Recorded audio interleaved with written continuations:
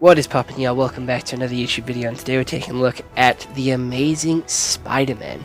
This is The Amazing Spider-Man 1, and we have taken a look at the Tobey Maguire Spider-Man movies a couple of days ago, and now we are taking a look at the Andrew Garfield Spider-Man ones. We did take a look at Iron Man a couple of days before, because we are starting our MCU phase here on the channel, taking a look at every MCU movie and TV show until we are all caught up with the MCU, because I think it's very important that we do take a look at the ups, downs, rises, falls, good and bad, and mediocre movies that the MCU has put out over all of its like 25 years of movie making at this point.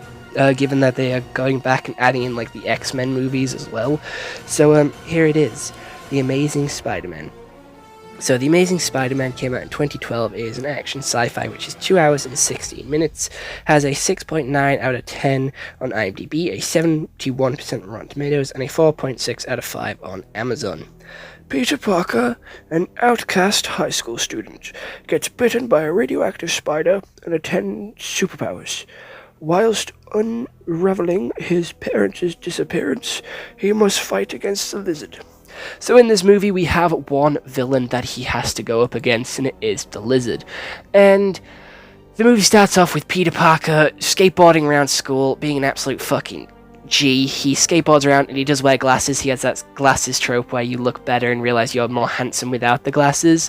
And he's sort of going around, going around school, skateboarding, taking pictures, weirdly taking pictures of Emma Stone's Gwen Stacy, who has a job at the Lizard's place, and they're going on a school trip. He goes off, gets bit by a load of spiders, realizes he has spider powers, and starts saving the day, starts doing loads of superhero things, and saves a couple of people. And he saves a kid from falling off a bridge, gives him the mask, and is like, hey, look, you are now strong because you're Spider-Man. He sort of builds a name for himself. Ooh, I'm about to make a name for myself, yeah. And he sort of goes around saving the day. He sort of realizes that the Lizard is causing trouble, and he tries to work out who the Lizard is, whilst also trying to work out why his parents disappeared. And he keeps going and going and going. And, he uncovers more of the mystery. And then the Lizard is going on a rampage and takes people hostage. So he goes off and stops the Lizard, and all the citizens of New York help him save the day by moving their sort of cranes in the right direction so he can swing better because he is injured. He takes out the Lizard, accidentally killing him, and that's pretty much it. That's where the movie ends, with him visiting the grave and his parents revealing themselves as like, hey, we kept ourselves secret from you, and we've been watching you grow from the background very secretly, but we've seen how well you've grown and how well you've done. And Peter Parker has like a massive meltdown, and yeah, that is pretty much where the movie ends. So yeah, CGI-wise, it's mediocre, gonna be honest. There is better CGI like 2-3 years ago, however it does feel on par with the movies that we are getting today in CGI-ness, CGI ability, CGI effects. And acting is actually really fucking good in this movie. Emma Stone is a good Gwen Stacy, and Andrew Garfield is the perfect Peter Parker.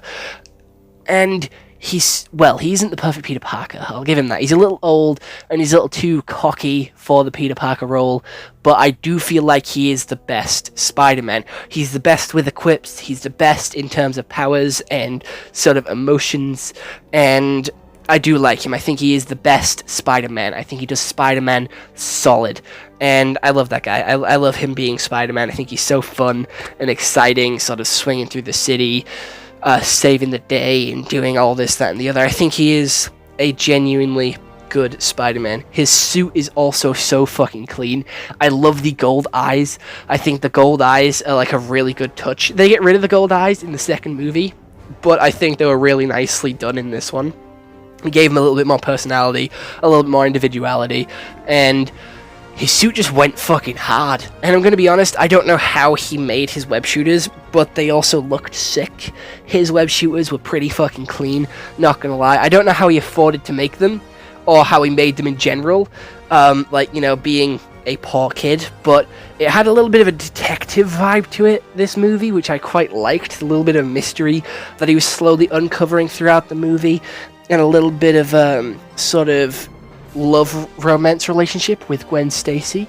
It is our first time that we've ever had Gwen Stacy take the main stage in live action, and the only time Gwen Stacy has taken main stage in live action, which is pretty interesting, not gonna lie. But everyone just felt a little old. I'm gonna be honest. They were still in that stage where they were using like people in their 20s and 30s to represent people in their like early teens, maybe late teens, in high school and stuff. But I'm gonna be honest, him with a skateboard was fucking sick. Like, him being a skater, I think, was a fucking incredible choice, and one which I wish they kept up with, because, I don't know, being a skater, you need that flexibility, that sort of acrobatic skill, and that sort of control, which sort of translates really well into Spider-Man, I think. I don't know, like, the agility, the sort of core strength, the sort of movement, I think translates really well into being Spider-Man. So I feel like that was a really nice touch that they added, and only really kept with this version of Spider-Man.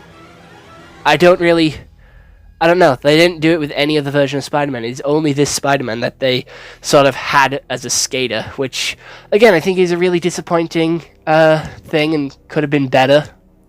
I do think, like, there is a lot of potential in making Spider-Man a skater, because imagine, like, skating around New York City as Spider-Man, and then, like, being able to web onto different surfaces and, like, sort of grinding down sides of buildings. I just think it would be cool. A little bit awesome as well, seeing Spider-Man fight being a skater. I feel like skateboard Spider-Man should be a Spider-Man in the Spider-Verse. Like, I don't know, Skate Spider or Spider Skater, something like that. I feel like that'd be really cool. Suit is clean as fuck. Story is really interesting. First time we got Lizard in live action as well. I'm gonna be honest, I'm not a huge fan of the Lizard. I don't think the Lizard is a really good bad guy. I don't know, I feel like he's got the sort of duality to him, like that Jekyll and Hyde, with him being someone very close to Peter and how Peter doesn't want him to get hurt, but sort of has to sort of make the right judgment call. So it does have that drama to it, but I just don't like the Lizard in general. I don't think he's a good bad guy for Spider-Man to face, especially not in a first movie. I don't know, I feel like someone to sort of introduce to your Spider-Man world, I don't think the Lizard comes to mind for many people as a starter bad guy. However, I do understand that 3 others have been used in previous variations, so I do understand, you know what, you are running on like slim pickings, so having, you know, the Lizard be your first choice isn't too far out of the picture. But other than that, I think this movie is pretty solid. I think it does deserve the 7 out of 10, and it is a movie that I can watch over and over and over again.